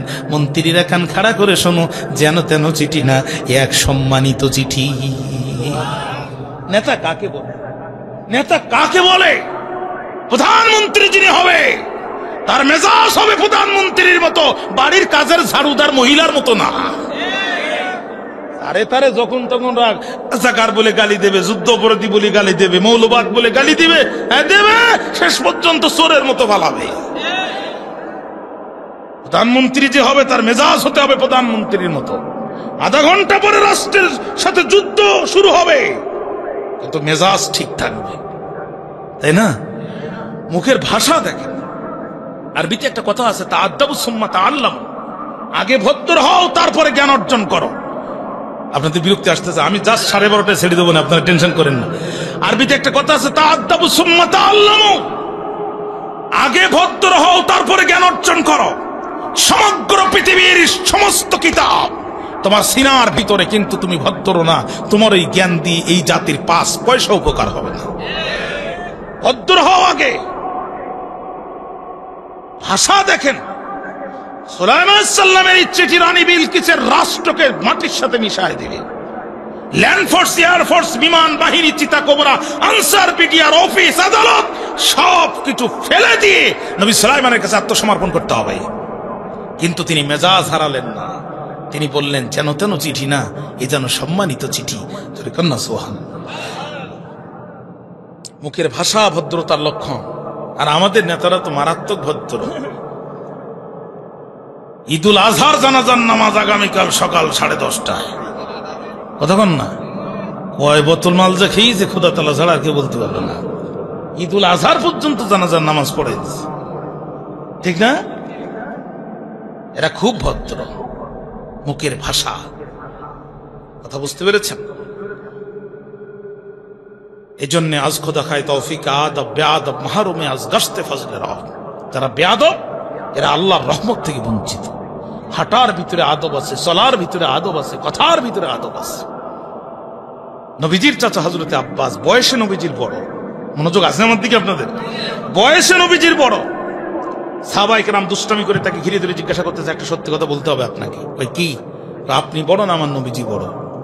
হযরত আব্বাস বুঝে ফেলছে তো, তখন তিনি খুব সুন্দর করে বলছেন, জিতু আউয়ালান ওয়ালাকিন্নাহু আফদাল মিন্নি, পৃথিবীতে আমি এসেছি আগে, কিন্তু তার সাথে আমার তুলনা চলে না।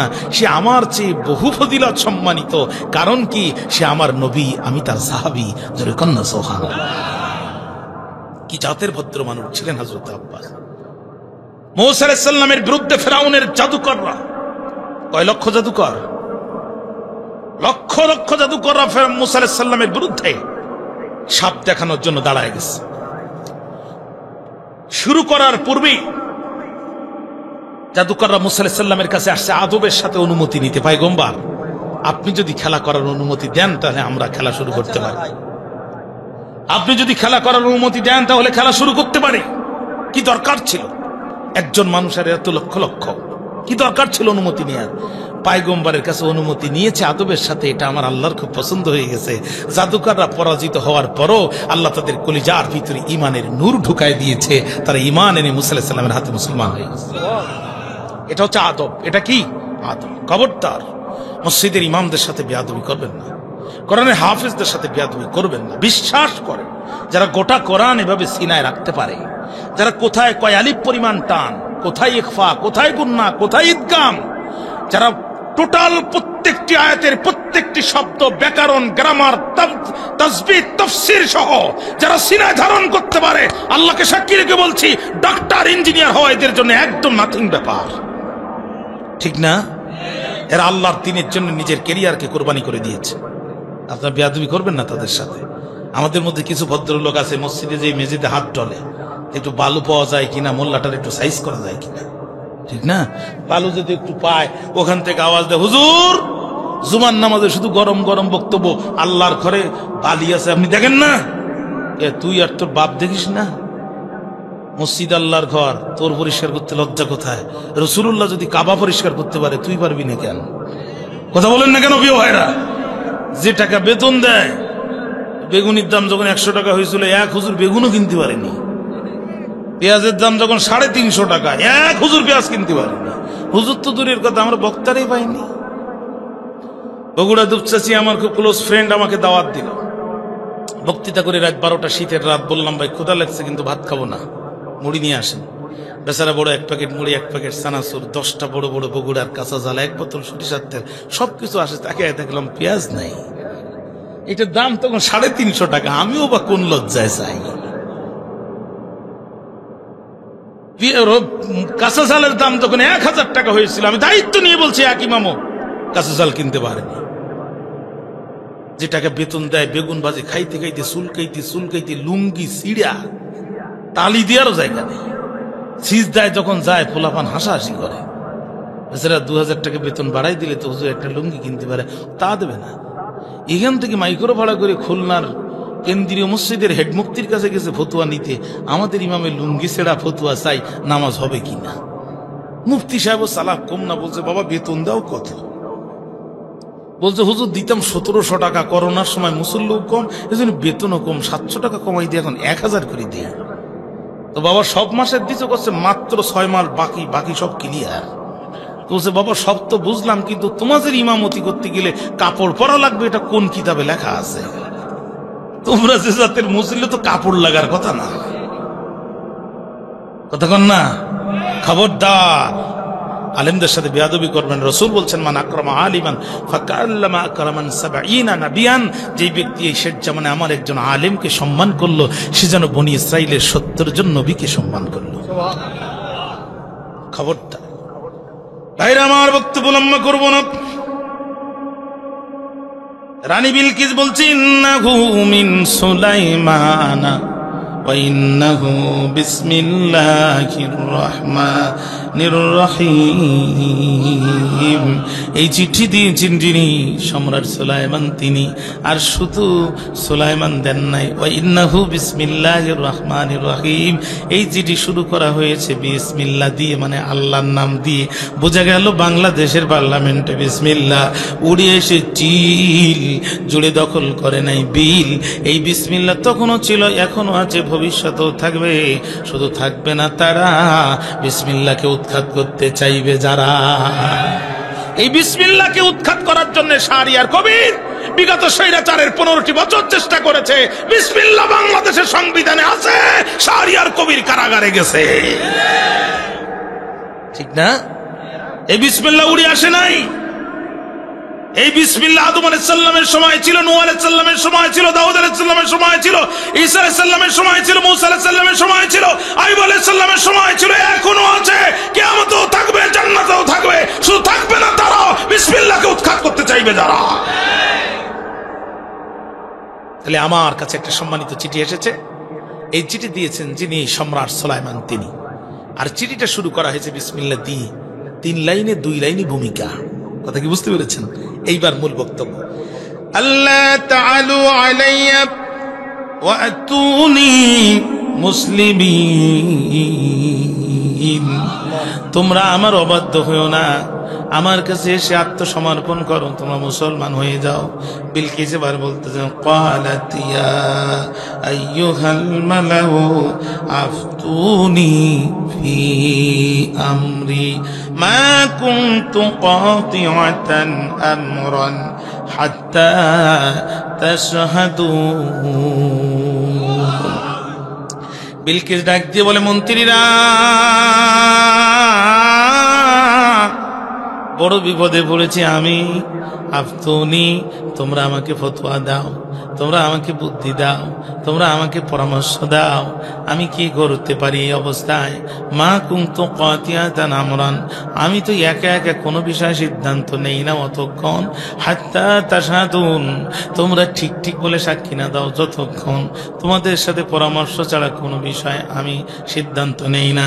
ও মন্ত্রীরা, এখন বলো কি করব। প্রধানমন্ত্রী যদি সাধারণ মন্ত্রীদের কাছে পরামর্শ চায়, সাধারণ মন্ত্রীরা তখন আঙ্গুল ফুলে কলা গাছ হয়। তখন যেটা সত্য সেটাও বলে, যেটা মিথ্যা সেটা সত্য বানায় বলে। এদের অতিরিক্ত চামচামির জন্য প্রধানমন্ত্রী অনেক সময় দেশের মানুষের পালস বুঝতে ব্যর্থ হয়। সাধারণ মন্ত্রীরা তখন বলল, রানী গো ভয় নাই, রানী আপনি কথা শোনেন, আপনার চিন্তার কোনো কারণ নাই। ক্বালু নাহনু উলু কুওয়াতিন ওয়া উলু বাসিন শাদীদ, রানী গো ভয় নাই, আমাদের শক্তিশালী সেনাবাহিনী আছে, মডার্ন অস্ত্র আমাদের আছে, জনবলও আছে, ধনবলও আছে, টেনশন করা দরকার নাই। রানী গো ভয় নাই, রাজপথ ছাড়ি নাই, আপনি রানী যেখানে আমরা আছি সেখানে। লড়াই লড়াই লড়াই চাই, লড়াই বাদলে আমরা নাই। কতক্ষণ না কেন 15 বছর পাম দিয়া 15 সেকেন্ড ময়দানে টিকতে পারে নাই। কথা বলছেন না কেন? লড়াই লড়াই লড়াই চাই, লড়াই বাদলে আমরা নাই। রক্ত দিয়েছি, আরো দেব, তবে আমি যাব না, লোক পাঠাবো।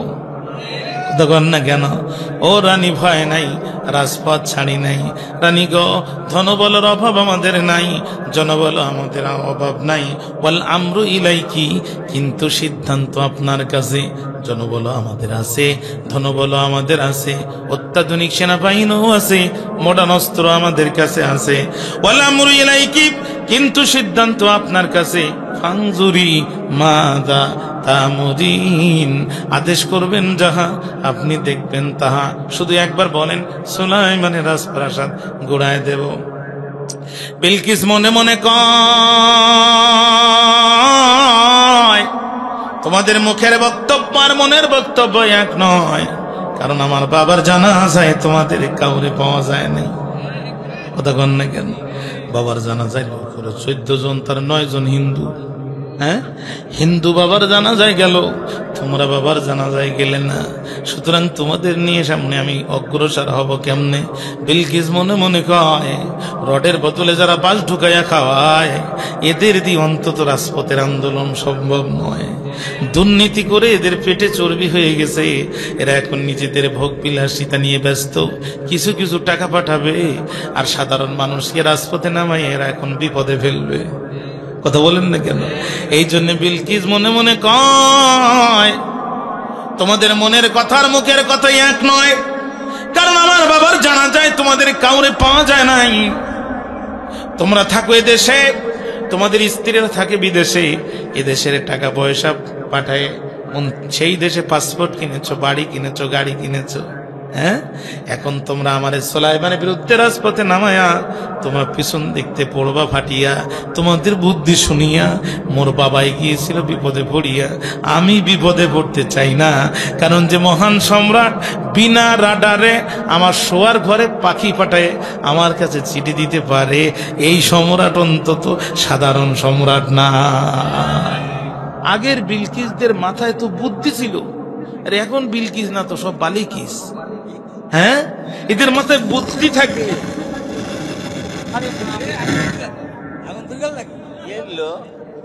বাস হয়ে গেলে আরেক বিপদই দেবে। টিকো দেও না কেন? টিকো দেও,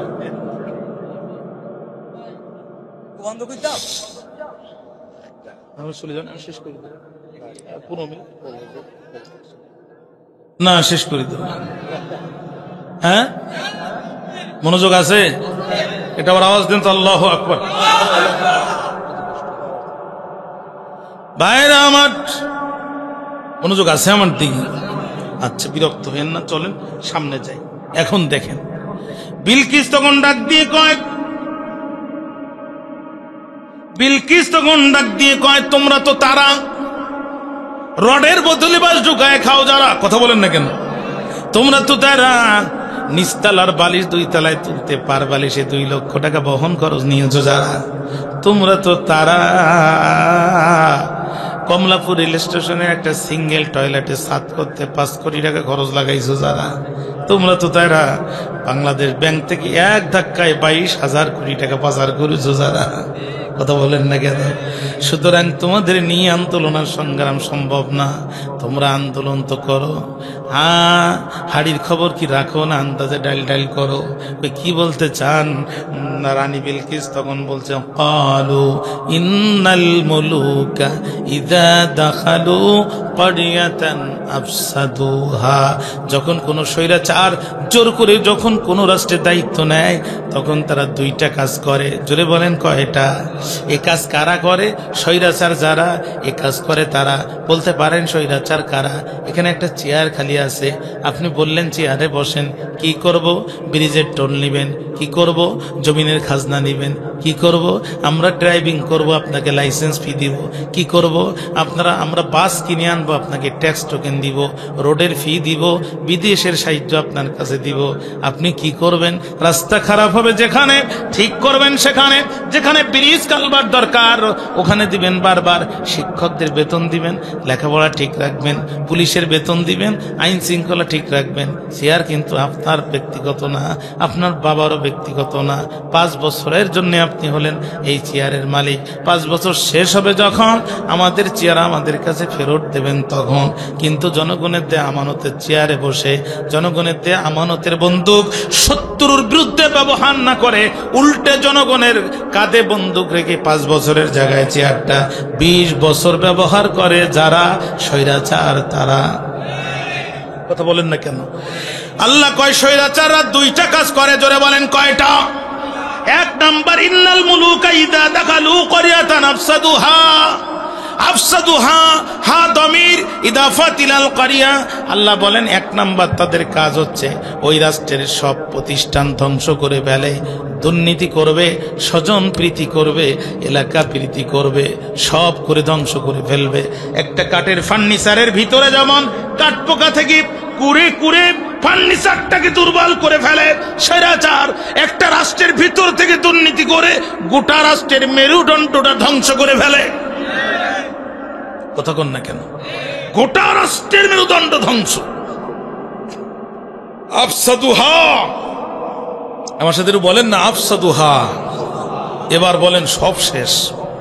কালকে যদি বাজারে জিজ্ঞাসা করে কি ওয়াজ হয়েছে, ডাইরেক্ট মেরে দিবেন আফসাদুহা, সব শেষ, কিচ্ছু নাই, কিচ্ছু নাই। যেখানে রড দরকার সেখানে বাঁশ, আফসাদুহা। যেখানে বালু দরকার সেখানে ধুলা, আফসাদুহা, সব শেষ। সামাজিক পরিবেশ শেষ, সংসার শেষ। বাড়ি যে বউটাকে বলবেন 1 গ্লাস পানি দাও, ও বলবে পাল্লি ঢেলি খাও। কেন এমন করে বলো?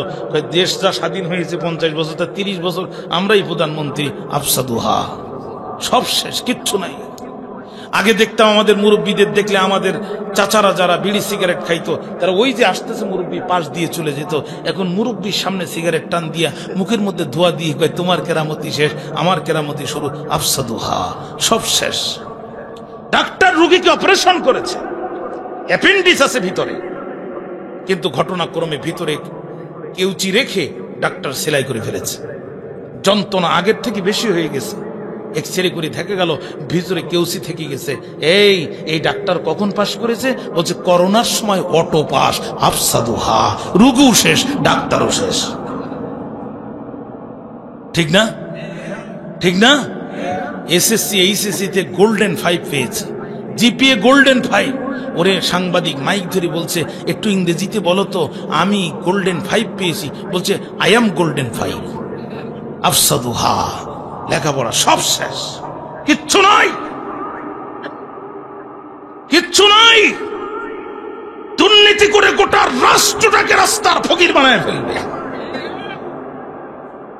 মেয়ের কাছে টাকা পাঠাবে, ছেলের কাছে টাকা পাঠাবে, একজন 200, 250, 300 বাড়ির মালিক, আমেরিকা কানাডার মতো জায়গায়। আফসাদুহা, সব শেষ করে ফেলবে, কিছুই থাকবে না। অর্ধ পৃথিবীর প্রেসিডেন্ট হযরত ওমর বাড়িতে এসে দেখে তার সন্তান কান্দে। ওমর ডাক দিয়ে বলছে কেন কান্দো? কয় আব্বা আমার, উনজুর ইলাইয়া, আমার দিকে তাকান, আমার জুব্বার দিকে তাকান। হযরত ওমর বলছে তুই আমার দিকে তাকা। তোর জুব্বায় তো তালি আছে আর আমার জুব্বার তালু ছিঁড়ে গেছে, আমার লজ্জা লাগে না, তোর লজ্জা লাগে কেন? বলছে বাবা বিষয়টা তা না, আমার স্কুলের বন্ধুরা খুব দুষ্ট, আমি যখন কোরআন পড়তে যাই ওরা ছেঁড়া জুব্বার ভিতরে আঙ্গুল ঢুকায় আর সুড়সুড়ি দেয়, কয় এই দেশের প্রেসিডেন্ট তোর বাপ, তোর জুব্বার কেন এই ভাব? আমি তো জানি আমার বাপ কোন বাপ। সবাই ঘুম পড়েছে, হযরত ওমর তদানীন্তন অর্থমন্ত্রী বাড়িতে চলে গেছে। আসসালামু আলাইকুম, দরজা খুলে গেছে। ফাদ্দাল ইয়া আমিরুল মুমিনিন, আসেন তাড়াতাড়ি বসেন। কেন আপনি এসেছেন? আমাকে বললে তো আমি যেতাম। হযরত ওমর বলছে ভাই দরকার আমার, আজকের মাসের 5 তারিখ, 25 দিন পরে 1 মাস হবে। তুমি 25 দিন আগের বেতনটা আমাকে দাও, সন্তানের একটা জুব্বা কিনতে চাই, একটি জুব্বা কিনতে চাই। অর্থমন্ত্রী বলছে টাকা আমি দেবো আর আপনি নেবেন, তো এত টেনশন করার দরকার কি? কোনো সমস্যা নাই, শুধু 2টা শর্ত আছে। আগামী 25 দিন মালাকুল মউত আজরাইল আলাইহিস সালাম আপনার কাছে আসবে না, আপনি মরবেন না, নিশ্চয়তা একটু দেন।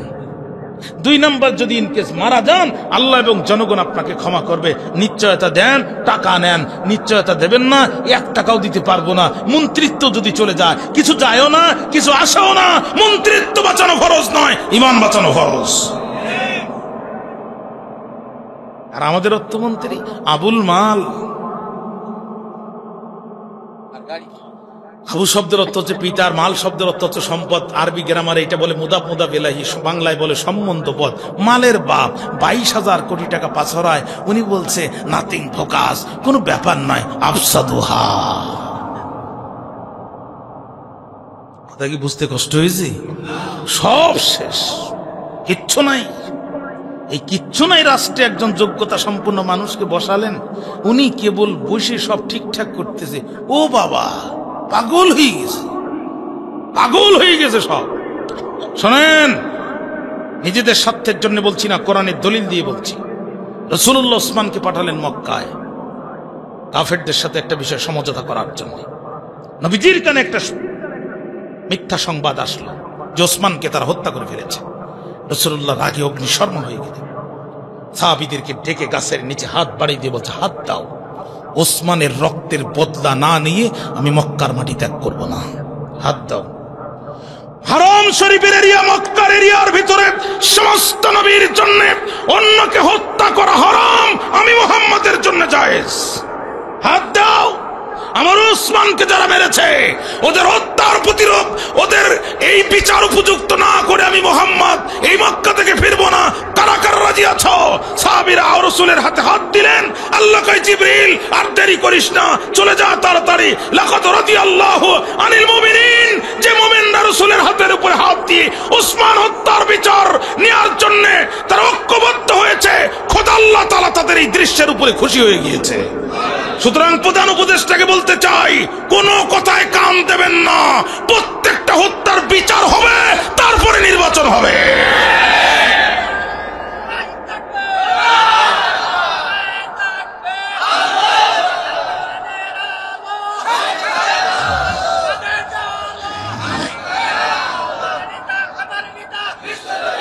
শাপলা চত্বরে আলেম হত্যার বিচার আমরা এই দেশে আগে দেখতে চাই। বিডিআর পিলখানা হত্যার বিচার দেখতে চাই। আল্লামা সাঈদীকে ইনজেকশন পুশ করার মামলার রহস্য উদ্ঘাটন দেখতে চাই। তারপরে এই দেশে নির্বাচন হবে, তার আগে কোনো নির্বাচন হতে দেওয়া হবে না। পরিষ্কার কথা বিচার শুরু করেন। যারা এই হত্যাকাণ্ডের সাথে জড়িত চিরদিনের জন্য এদের রাজনীতি আগে নিষিদ্ধ হবে, তারপরে বাংলার মসনদে নির্বাচন হবে।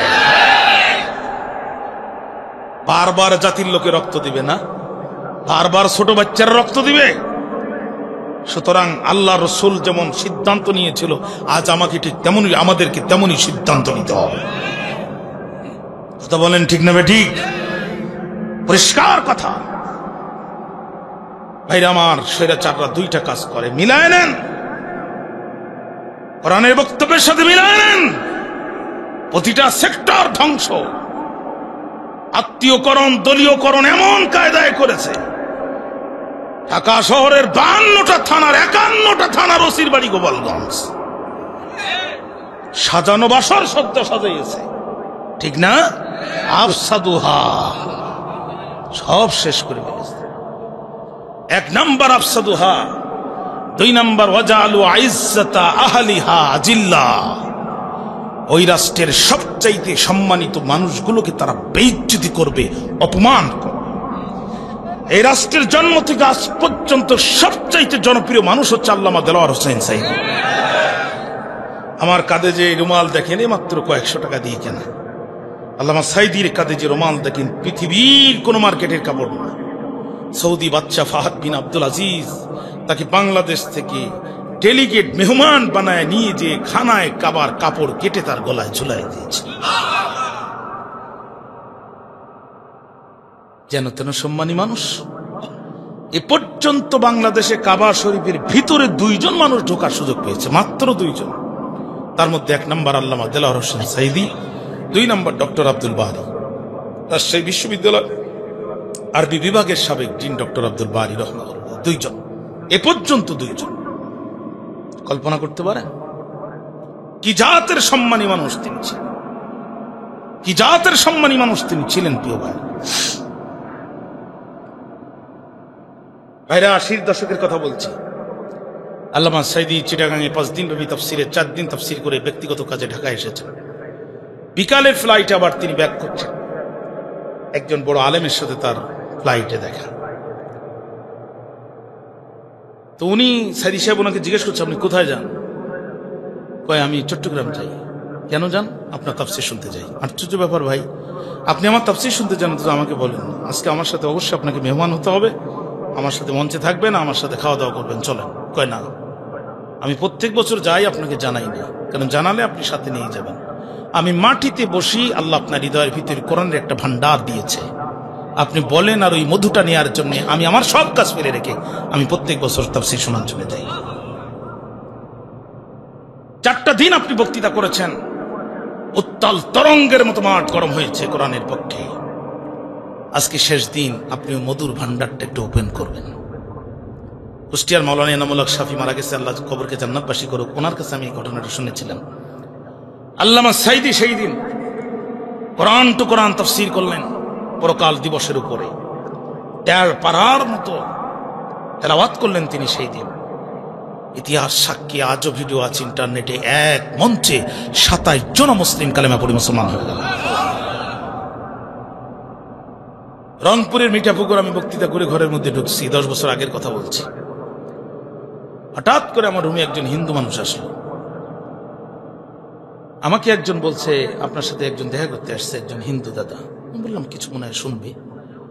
ভিতরে ঢুকি বলছে, মাহবুব ভাই, ওয়াজ খুব মনোযোগ দিয়ে শুনেছি, আপনি সব সত্য কথা বলেছেন, একটা মিথ্যা বলেছেন। আমি একটু খুব দুর্বল হয়ে গেলাম। কোনটা মিথ্যা বললাম? আপনি বলেছেন 1 সাইদি কারাগারে, লক্ষ সাইদি ঘরে ঘরে, এটা মিথ্যা কথা। আমি বললাম, কেমনি? বাগানে ফুল প্রত্যেক দিন ফোটে, কিন্তু যেটা ফুলের রানী, রানী গোলাপ, ওটা জন্ম নেয় 100 বছর পর একবার। আল্লামা সাইদি যেন তেন ফুল নয়, এটা রানী গোলাপ। এমন গোলাপের জন্ম বাংলাদেশে আর হবে কিনা এটা আল্লাহ ছাড়া আর কেউ জানে না। বর্তমান সময় সবচাইতে জনপ্রিয় মুফাসসির হচ্ছে মিজানুর রহমান আজহারী হাফিজাহুল্লাহ, আল্লাহ তার হায়াতের ভিতরে বারাকা দিক। লক্ষ লক্ষ মানুষ হয় তার মাহফিলে। এই মানুষগুলো ঠেকাতে, ট্যাকেল দিতে, সামলাতে তার যে কষ্ট হয় দেখেছেন না আপনারা? একটু থামেন, দয়া করেন। হ্যাঁ, কত ধরনের কথা বলে। আল্লামা সাইদিকে কোনোদিন বলতে হয়নি তার শ্রোতাকে যে আপনারা চুপ করেন। মাইক ধরে নাহমাদুহু বলে বজ্র কণ্ঠ দিয়ে যখন শুরু করত, লক্ষ লক্ষ মানুষ নীরব হয়ে যেত। ঠিক না? বাংলাদেশের এ যাবৎকালের সমস্ত বক্তাদের বক্তৃতা এক জায়গায় করলে সাইদির 5 মিনিটের বক্তৃতার সমান হবে না।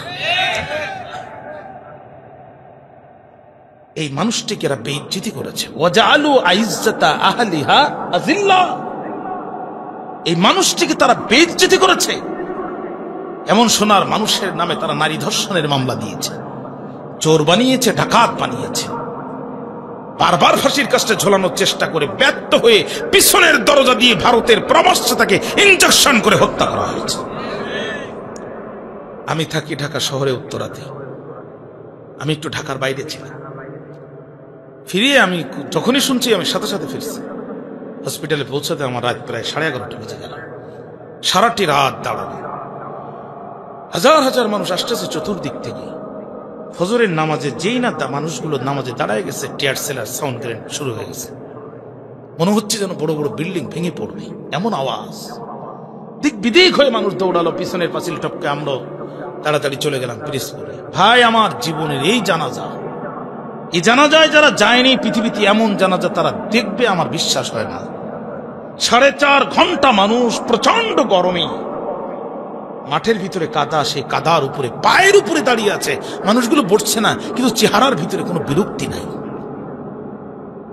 এমন জানাজা জীবনে আর কখনো কেউ দেখবে এটা আমার বিশ্বাস হয় না। 4টা ঘন্টা মানুষ পায়ের উপরে দাঁড়িয়ে আছে, কি প্রচন্ড গরম, এরপরে মাঠে পানি, মানুষ দাঁড়িয়ে আছে, মানুষের চেহারার ভিতরে কোনো বিরক্তি নেই। আল্লাহ তাআলা এই মুফাসসিরের কবরকে জান্নাতুল ফিরদাউস বানায় দিন। আরো জোরে বলেন। ভাইরা আমার, আপনার ফাহাদের কথা আপনারা ভুলে গেছেন। কুষ্টিয়ার ছেলে বুয়েটে পড়তো, হ্যাঁ, দেশের পক্ষে একটা স্ট্যাটাস দিয়েছে, ক্রিকেট খেলার স্টাম্প দিয়ে তাকে সারা রাত ধরে পিটিয়েছে। এক পর্যায়ে সে বলছে, I am very close to death, please give me glass of water, আমি মৃত্যুর খুব কাছাকাছি, আমাকে এক গ্লাস পানি দাও।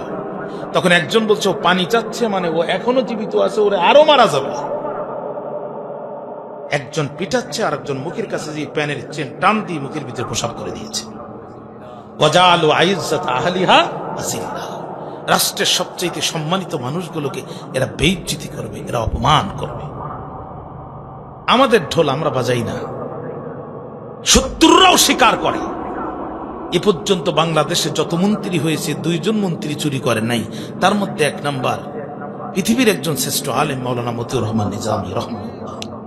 সিরা জামা পাঞ্জাবি, সিরা পাঞ্জাবি পরে মন্ত্রী থাকা অবস্থায় বিদেশে গেছে, জনগণের টাকা চুরি করে নাই। একটি টাকাকে কুত্তার পায়খানার মতো হারাম মনে করেছে। অজা সেই মানুষটিকে শুধু ফাঁসি দেয়নি, ফাঁসি দেওয়ার পরও তার জানাজাটাও যাতে না হয় বাধা দিয়েছে। ওয়াজালু আইজ্জাতা আহলিহা আসিল্লাহ, সবচাইতে সম্মানিত মানুষগুলোকে এরা বেইজ্জতি করবে। রানী বিলকিস বলছে, ওয়াকাযালিকা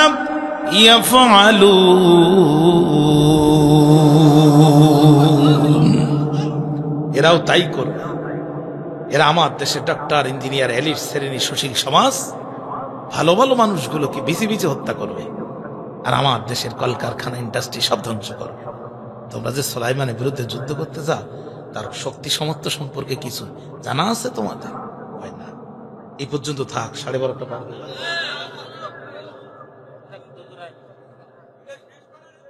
এদের মেলা সময় লাগবে না তো, আজকে থাক। হ্যাঁ ভাইরা আমার, বিলকিস বলল, শোনো, তোমাদের সিদ্ধান্ত অনেক দামি, কিন্তু দুঃখিত মানতে পারলাম না। আমি তোমাদের কথা শুনেছি, অনুমতি যদি পাই এখন আমার কথা জানাতে চাই। মন্ত্রীরা বলল, অসুবিধা নাই, আমরা আমাদের কথা বলেছি, এখন আপনার কথা শুনতে চাই। বিলকিস বলছে, শোনো, আমি যুদ্ধ জড়াতে চাই না, আবার আত্মসমর্পণ করতে চাই না, আমি মাঝখান দিয়ে একটা রাস্তা বের করতে চাই। মন্ত্রীরা বলল, কি? বিলকিস তখন বলছে, ইন্নী মুরসিলাতুন ইলাইহি বিহাদিয়াতিন নাযিরাতুম বিমা ইয়ারজিউল মুরসালুন। আর জোরে বলবেন না। আমি যুদ্ধ জড়াবো না, আত্মসমর্পণ করব না, কিন্তু মাঝখান দিয়ে একটা রাস্তা বের করেছি, সেটা হলো আমি সুলাইমানের দরবারে কিছু হাদিয়া তো ঢৌকন পাঠাতে চাই। তার মানে বিলকিস এখন মাল দিয়ে মোল্লা কিনতে চায়। মাল দিয়ে, একটু আওয়াজ দেন না কেন? মাল দিয়ে, কিন্তু সব মোল্লা তো আর মালে বিক্রি হয় না, কথা বলেন না? কোন মোল্লাকে একটা গাড়ি দিলে বক্তব্য ঘুরায় দেয়, কোন মোল্লাকে একটা বাড়ি দিলে বক্তব্য ঘুরায় দেয়, কোন মোল্লাকে বাইতুল মুকাররমের খতিব বানায় দিলে নাস্তিকদের পক্ষে মাঠে আন্দোলন শুরু করে দেয়, আর কোন মোল্লা জীবন দিয়ে দেয় মাগার ঈমান দেয় না। সব মোল্লা তো আর মালে বিক্রি হয় না। হাদিয়ার ব্যাখ্যায় মুফাসসির কোরআন লেখেন 500 স্বর্ণের ইট, 500 রূপার ইট। একটা ইটের কয় কেজি ওজন হবে আপনার আগরদাড়িতে? Minimum 3 KG. 500 দিয়ে 3 কেজি দিয়ে ওজন করে দেখেন কত মন সোনা। আজকে আর অঙ্ক করার সময় নেই, ওটা বাড়ি যেই করে নেবেন। 500 স্বর্ণের ইট, 500-র উপর ইট, 100 যুবক, 100 যুবতী। যুবতীগুলোকে চেঞ্জ করে দিল, যুবকগুলোকে যুবতীর পোশাক, যুবতীগুলোকে যুবকের পোশাক পরায়া হাদিয়াতান পাঠাইছে নবী সাল্লাল্লাহু দরবারে। হুদুদ তো সাংবাদিক, ওরা পৌঁছানোর আগেই হুদুদ উড়ে যেয়ে বলছে, আল্লাহর নবী লাইন খুব খারাপ। কি ভাই, বিলকিস বড় চালাক মানুষ, বিলকিস আপনার সাথে যুদ্ধও করবে না, আবার আত্মসমর্পণ করবে না, বিলকিস আপনাকে হাদিয়া পাঠিয়েছে। নবী সুলাইমান ডাক দিয়ে বলে, ওরে হুদুদ পাখি, কি হাদিয়া বিলকিস পাঠিয়েছে? 100 স্বর্ণের ইট, 100 রূপার ইট। নবী সুলাইমান ডাক দিয়ে বলে, রে জিনেরা কোথায় তোমরা? লাব্বাইক ওয়া সাদাইকেই তো আমরা শুরু করে দাও। চোখ যত দূর যায়, এক পাশ দিয়ে স্বর্ণের রাস্তা, আর এক পাশ দিয়ে রূপের রাস্তা, রূপার রাস্তা, এশিয়ান হাইওয়ে রাস্তা বানায় দাও। বাংলাদেশে একজন বক্তা আছে, কুমিল্লায় বাড়ি, মুফতি মুস্তাকুন নবী হাফিজাহুল্লাহ। উনি বলছে একদিন রাত্রে মিষ্টি খাবো, জিন বলে 2 মিনিট পরে মিষ্টি নিয়ে দিয়ে বলছে, হুজুর এই বাংলাদেশের সব দোকান বন্ধ, সৌদি আরব থেকে নিয়ে আসলাম। এই যদি বাংলাদেশের হুজুরের জিনের ক্ষমতা হয়, তাহলে সুলাইমান আলাইহিস সালামের জিনের পাওয়ার কেমন ছিল? চোখের পলকে কিলোমিটারের পর কিলোমিটার রাস্তা বানায় দিল। রানী বিলকিসের বাহিনী যখন স্বর্ণের রাস্তায় উঠছে, একজন আর একজনকে ডাক দিয়ে বলছে, খবরদার, আর যাওয়ার দরকার নাই। কই কেন? কই তাকাও, 500 স্বর্ণের ইট দিয়ে কিনতে যাচ্ছ কাকে? 100 কিলোমিটার রাস্তা স্বর্ণ দিয়ে তৈরি করার তৌফিক আল্লাহ দিয়েছে যাকে। যে মহান সম্রাট স্বর্ণের ইট বানায়া মেশিনের ভিতরে ঢুকায়া খোয়া বের করে ঢালাই দিয়ে স্বর্ণ দিয়ে রাস্তা বানায়, ওই মহান সম্রাটের কাছে এই 500 স্বর্ণের ইট ও তো এদেশের ফকিরের ভিক্ষাও নয়। ওই যে স্বর্ণের ইট দিয়ে রাস্তা বানাইছে, আদলা ইট পাশে পুড়িয়ে আছে, এ দেশের ফকিরও নেয় না। যার দেশের ফকির নেয় না, ওই নিয়ে যাওয়া প্রেসিডেন্টের কাছে। বাঁচতে চাও তো পিছন দিকে যাও। একজন ছিল খুব চালাক, বাড়ি ছিল আপনাদের ইউনিয়নে, ও বলতেছে না, এসেই যখন পড়েছি ফিরে যেয়ে লাভ কি, একটু টেকনিক অবলম্বন করি। কয় কি? কয় মাথাটা এমন কায়দা উঁচু করি দাঁড়াবানে, মনে হবে না পাত দিক তাকায়নি। ভাইরা আমার, সুলাইমান আলাইহিস সালামের দরবারে চলে গেল, হাদিয়া পেশ করল, ডাক দিয়ে বলল, বাচ্চা নামদার, আমাদের রানী আপনার চিঠি পাওয়ার পরে এত বেশি হয়েছে খুশি, এই যে দেখেন আপনার জন্য স্বর্ণের ইট পাঠায় দিয়েছে। সুলাইমান আলাইহিস সালাম ডাক দিয়ে বলে, তোমার বিলকিস আমার স্বর্ণ দিয়ে কিনতে চায়, স্বর্ণের জন্য তো পয়গম্বররা কোন দিনের দাওয়াত দেয় না, পয়গম্বররা দাওয়াত দেয় জমিন যার আইন চলবে তার। আর কি পাঠিয়েছে তোমার বিলকিস? এই যে দেখেন উটের, এই যে দেখেন রূপার ই পাঠাইছে। নবী সুলাইমান বলে, তোমরা তোমাদের পায়ের দিকে তাকাও, তাকাও, তোমরা দাঁড়িয়ে আছো কিসের? রাস্তার উপরে দেখো। ওরা তখন পায়ের দিকে তাকায়, মুখের ভিতরে লজ্জার ভাব প্রকাশ পায়। আর কি বলেছে বিলকিস? তখন বলছে, এখানে 100 যুবক আছে, 100 যুবতী আছে, আপনি যাচাই বাছাই করে দেন কারা যুবক আর কারা যুবতী। নবী সুলাইমান তখন বুঝতে পারলেন বিলকিস বুঝতে চায়, বিলকিস বুঝতে চায় আমি নবী কি নবী না। সুলাইমান আলাইহিস সালাম বললেন, সব কথা পরে হবে, আগে তোমরা যাও, ওই যে পানি আছে একটু ফ্রেশ হও, নাস্তা গ্রহণ করো, তারপরে আমি তোমাদের সাথে কথা বলবো। এখন মহিলাদের একটা খাসলাত আছে, এরা যখন পানির কাছে যায়, ও পৃথিবীর প্রেসিডেন্ট হলো কাপড় ধরে উপর দিকে টান মারে, ঠিক না? এখন ওরা মহিলাদেরকে জিন্সের প্যান্ট পরাইছে, টাই পরাইছে, কোট পরাইছে, খুব ভালো করে সাজাইছে, কিন্তু যখনই পানির কাছে গেছে প্যান্ট ধরে দিছে টান, বুঝে গেছে নবী সুলাইমান এইগুলো লেডিস আর বাকিগুলো জন্ডিস। নবী সুলাইমান আলাইহিস সালাম তখন বলেই দিছে, এটা এটা এটা এটা এটা এটা এটা এটা মেয়ে, এটা এটা এটা এটা ছেলে। এবার উনি রাগ করে ফেলছে। ভাইরা আমার, সুলাইমান আলাইহিস সালাম এবার রাগ করে বললেন, ফালাম্মা জাআ সুলাইমান ক্বালা আতুমিদ্দুনানি বিমালিন ফামা আতানি আল্লাহু খায়রুম মিম্মা আতাকুম বাল আনতুম বিহাদিয়াতিকুম তাফরাহুন। নবী সুলাইমান বলছে, আতুমিদ্দুনানি বিমালিন ফামা আতানি আল্লাহু খায়রুম মিম্মা আতাকুম।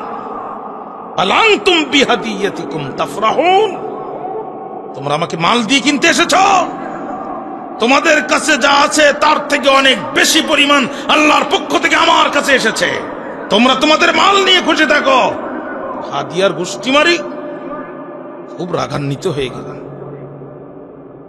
মাল দিয়ে কিনতে এসেছো আমাকে, আল্লাহর আইন বাদ দিয়ে সূর্যকে সিজদা করছো মহিলার নেতৃত্বে, আর আমার কাছে এসেছো স্বর্ণ দিয়ে আমাকে কিনতে। খুব গরম হয়ে গেলেন এবং বললেন, ইরজি ইলাইহিম, তাদের কাছে ফিরে যাও, আর তোমার বিলকিসকে বলে দিও, ফালানাতিয়ান্নাহুম বিজুনুদিন লা কিবালা লাহুম বিহা, আমি সুলাইমান অবশ্যই আসবো, তবে একা একা আসবো না, বিজুনুদিন সেনাবাহিনী নিয়ে আসবো। আমার সেনাবাহিনী যেন তেন সেনাবাহিনী না, জিনও আমার সেনাবাহিনী, পিঁপড়া আমার সেনাবাহিনী। পিঁপড়ায় জিন ঘুষি মারবে, কিন্তু ঘুষি খাবা লোক খুঁজে পাবা না। পিঁপড়া কাপড়ের মধ্যে ঢুকি এমন কায়দায় কামড়াবে, চুলকাইতে থাকবা, জিনের ঘুষু খাইতে থাকবা। লা কিবালা লাহুম বিহা, ওই বাহিনীর মোকাবেলার করার ক্ষমতা বিলকিসেরও নাই, ওর বাবারও নাই। জোরে কর আল্লাহু আকবার। যাও, বিলকিসেরও নাই, ওর বাবা।